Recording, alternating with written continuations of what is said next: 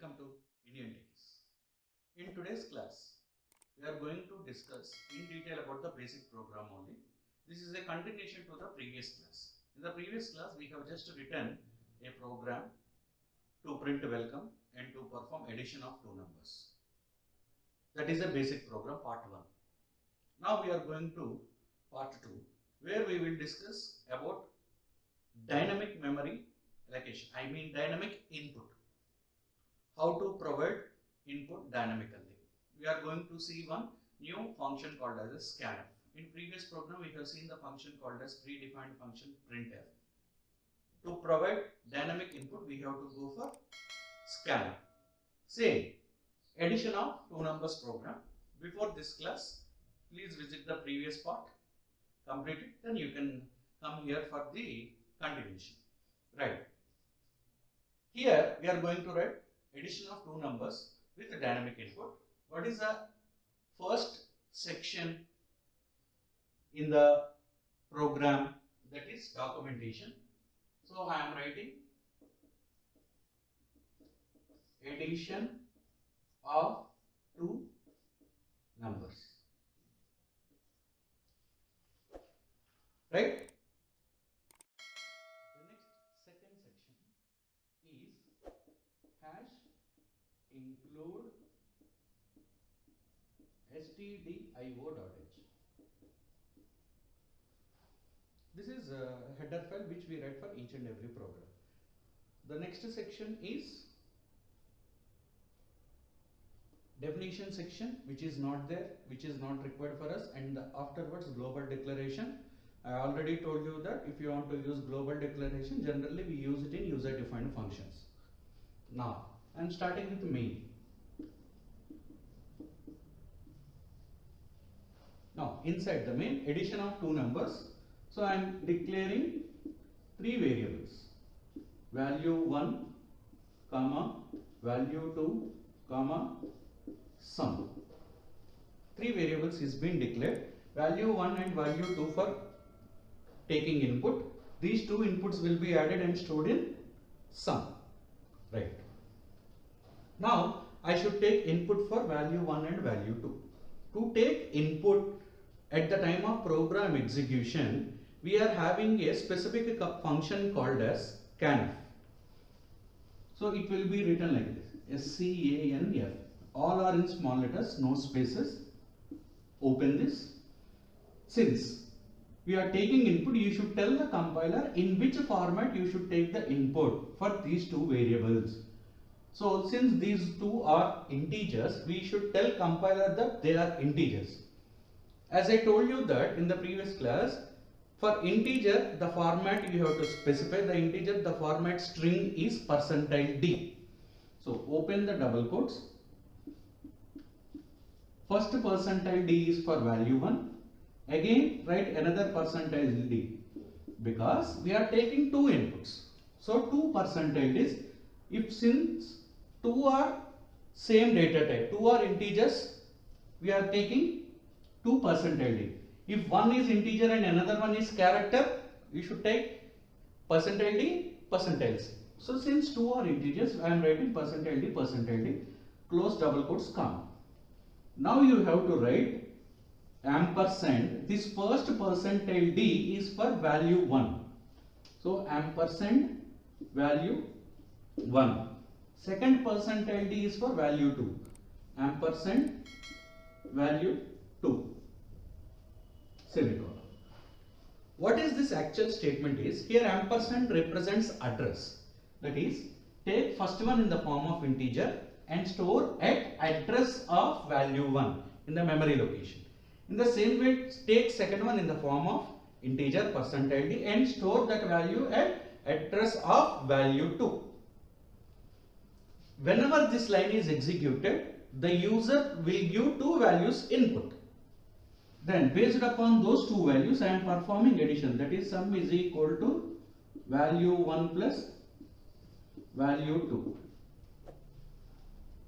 Now the final result is stored in sum. Since the sum is of also integer, I am writing %d. This percentile D is to print sum. So write the variable name as sum.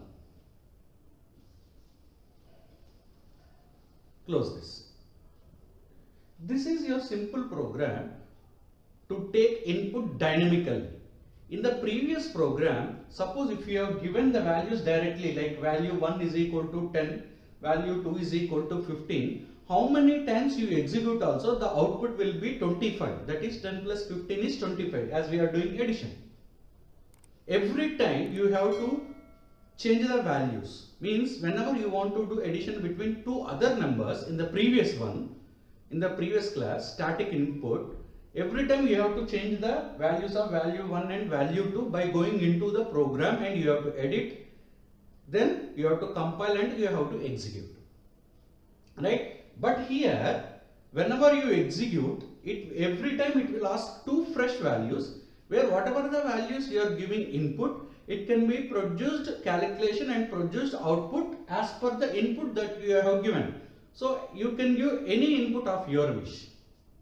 This is dynamic allocation, dynamic input. Right? Now, here, whenever you execute a program, since we have just written scanf ampersand value 1 and ampersand value 2, if you are a user, you have written the program, you know that you have to give two values because you know already this is written by yourself. But always your program, whatever you write, should be user friendly. Means a person other than the programmer, a outside person, if he execute this program, he should understand what input he should give. So whenever you execute this program, you will get a blank screen. Blank screen means a screen which is of black color, which does black or white, whatever it may be, which does not have anything to be seen. Only a cursor will be blinking. So only the person who has written this program know that he should give two inputs. Then a new person who tries to execute this program without knowing of it, he will not understand what input he has to give. Let me tell you one clear and real-time example. For example, if you go to an ATM center to withdraw money or to do any transaction, whenever you insert a card, if the computer displays you a blank screen, you will not understand what input you have to give, like amount to withdraw or amount to deposit or recharge or PIN number or account number. What input I have to give if it displays a blank screen? Instead of that, if you display a normal text before the input, like enter your ATM 4-digit PIN, then you will get a clarity, okay, I should enter 4-digit PIN. In the same way, before taking input, we have to print something on the screen, what type of input you are expecting from the user. For every scanner, before we use printf to make user to understand what input the program is expecting from the user, what type. So that's why before scanner,